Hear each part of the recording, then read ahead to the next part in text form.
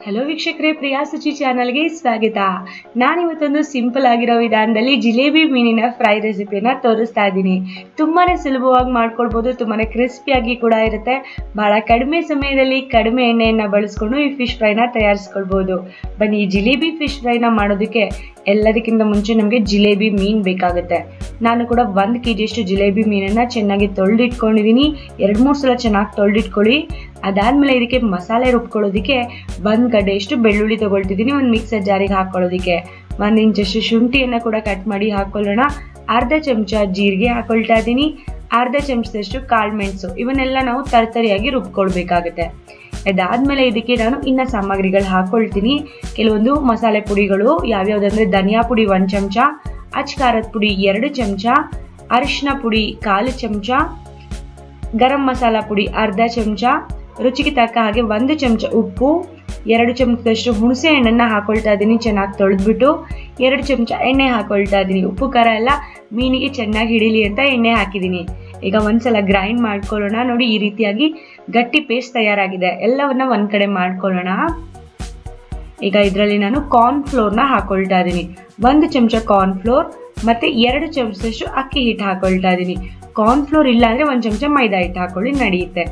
ಈಗ 2-3 ಚಮಚದಷ್ಟು ನೀರನ್ನ ಹಾಕೊಂಡ್ಬಿಟ್ಟು ಗ್ರೈಂಡ್ ಮಾಡ್ಕೊಳ್ಳೋಣ. ಒಂದು ಪೇಸ್ಟ್ ತರ ನಾವು ಮಾಡ್ಕೊಳ್ಬೇಕಾಗುತ್ತೆ. ನೋಡಿ, ಈ ರೀತಿಯಾಗಿ ಇನ್ನ ಸ್ವಲ್ಪ ತೆಳ್ಳಗೆ ಮಾಡ್ಕೊಂಡ್ರು ಕೂಡ ನಡೆಯುತ್ತೆ. ಇಷ್ಟು ಮಸಾಲ ಪೇಸ್ಟ್ನ ನಾನು ಇವಾಗ ತೆಗೆದಿಟ್ಕೊಂಡಿರೋಂಥ 4 ಮೀನು ಅಂದರೆ 1 kg ಜಿಲೇಬಿ ಮೀನಿಗೆ ನಾನು ಇಷ್ಟು ಮಸಾಲ ಪೇಸ್ಟ್ನ ನಾನು ಹಚ್ಕೊಳ್ತಾ ಇದ್ದೀನಿ. ನೀವು ನಿಧಾನವಾಗಿ ಒಂದೊಂದೇ ಮೀನನ್ನು ಕೈನಲ್ಲಿ ತಗೊಂಡು ಚೆನ್ನಾಗಿ ಎರಡೂ ಬದಿಗೂ ಕೂಡ ಚೆನ್ನಾಗಿ ಮಸಾಲೆಯನ್ನು ಹಚ್ಚಿ ಮಸಾಜ್ ಮಾಡ್ಕೊಳ್ಬೇಕಾಗುತ್ತೆ. ಮಧ್ಯ ಮಧ್ಯೆ ಕಟ್ಸಿರೋ ಜಾಗ ಕೂಡ ಚೆನ್ನಾಗಿ ಮಸಾಲೆಯನ್ನು ಹಚ್ಚಿ ಇಟ್ಕೊಳ್ಳಿ. ಮಸಾಲೆ ಎಲ್ಲ ಹಚ್ಚಿ ಆದಮೇಲೆ ನೀವು ಒಂದು ಅರ್ಧ ಗಂಟೆಯಿಂದ 1 ಗಂಟೆಗಳ ಕಾಲ ನೆನೆಯೋದಕ್ಕೆ ಬಿಡಬೇಕು. ಉಪ್ಪು ಖಾರ ಎಲ್ಲ ಚೆನ್ನಾಗಿ ಹಿಡ್ಕೊಂಡಿರುತ್ತೆ. ಇನ್ನೂ ಜಾಸ್ತಿ ಹೊತ್ಬಿಟ್ರೆ ಇನ್ನೂ ರುಚಿ ಜಾಸ್ತಿ ಆಗುತ್ತೆ. ನಾನು ಕೂಡ 1 ಗಂಟೆಗಳ ಕಾಲ ತೆಗೆದಿಡ್ತಾ ಇದ್ದೀನಿ. 1 ಗಂಟೆಗಳ ಕಾಲ ಆದ ನಂತರ ನಾನೀಗ ಫ್ರೈ ಮಾಡ್ಕೊಳ್ತೀನಿ. ಹಾಗಾಗಿ ಒಂದು ಪ್ಯಾನ್ನಲ್ಲಿ ಅರ್ಧ ಕಪ್ ಎಣ್ಣೆ ಹಾಕ್ಕೊಂಡು 2 ಮೀನನ್ನು ಹಾಕಿ ನಾನು ಫ್ರೈ ಮಾಡ್ಕೊಳ್ತಿದ್ದೀನಿ. ಪ್ಯಾನ್ ಸೈಜ್ ನೋಡಿಬಿಟ್ಟು ನೀವು ಮೀನುಗಳನ್ನ ಹಾಕ್ಕೊಳ್ಳಿ. ನಾನು ಕೂಡ 2 ಮೀನನ್ನು ಹಾಕಿ ಫ್ರೈ ಮಾಡ್ತಿದ್ದೀನಿ. ಮೀನು ಹಾಕಿದ್ಮೇಲೆ ನಾನು ಒಂದು 2-3 ಕಡ್ಡಿಯಷ್ಟು ಫ್ರೆಶ್ ಆಗಿರೋಂಥ ಕರಿಬೇವಿನ ಎಲೆಗಳನ್ನ ಕೂಡ ಇಟ್ಕೊಳ್ತಾ ಇದ್ದೀನಿ. ಇದರಿಂದ ಒಳ್ಳೆ ಸುವಾಸನೆ ಕೂಡ ಬರುತ್ತೆ, ಒಳ್ಳೆ ಫ್ಲೇವರ್ ಬಿಟ್ಕೊಳ್ಳುತ್ತೆ ಕರಿಬೇವಿಂದು. ಇದಾದಮೇಲೆ 2-3 ನಿಮಿಷಗಳ ಕಾಲ ಆದಮೇಲೆ ನಾವು ಇನ್ನೊಂದು ಸೈಡ್ಗೆ ಫ್ಲಿಪ್ ಮಾಡ್ಕೊಳ್ಬೇಕಾಗುತ್ತೆ. ಗ್ಯಾಸ್ ಫ್ಲೇಮ್ನ ಮಧ್ಯಮ ಉರಿಯಲ್ಲಿಡಿ, ತುಂಬ ಹೈ ಫ್ಲೇಮ್ನಲ್ಲಿ ಇಡೋಕ್ಕೆ ಹೋಗ್ಬಿಡಿ. 2-3 ನಿಮಿಷ ಆದಮೇಲೆ ಇನ್ನೊಂದು ಸೈಡಿಗೆ ಫ್ಲಿಪ್ ಮಾಡ್ಕೊಳ್ಳೋಣ. ಇದೇ ರೀತಿ ನಾವು ಆಗಾಗ ಒಂದು 2-3 ಸಲ ಆ ಕಡೆ ಈ ಕಡೆ ತಿರುಗಿಸ್ಕೊಂಡು ಚೆನ್ನಾಗಿ ಬೇಯಿಸ್ಕೊಳ್ಬೇಕಾಗುತ್ತೆ. ಒಂದು 10-12 ನಿಮಿಷದಲ್ಲಿ 2 ಫಿಶ್ಗಳು ಕೂಡ ಚೆನ್ನಾಗಿ ಬೆಂದೋಗುತ್ತೆ. ಈ ಜಿಲೇಬಿ ಮೀನಿನ ವಿಶೇಷತೆ ಏನಂದರೆ ದೊಡ್ಡ ದೊಡ್ಡ ಮೀನು ಸಿಗುತ್ತೆ, ಸ್ವಲ್ಪ ಬೇಯೋದಕ್ಕೆ ಸಮಯ ಹಿಡಿಯುತ್ತೆ. ಅಂದರೆ 10-12 ನಿಮಿಷ ಸಾಕು.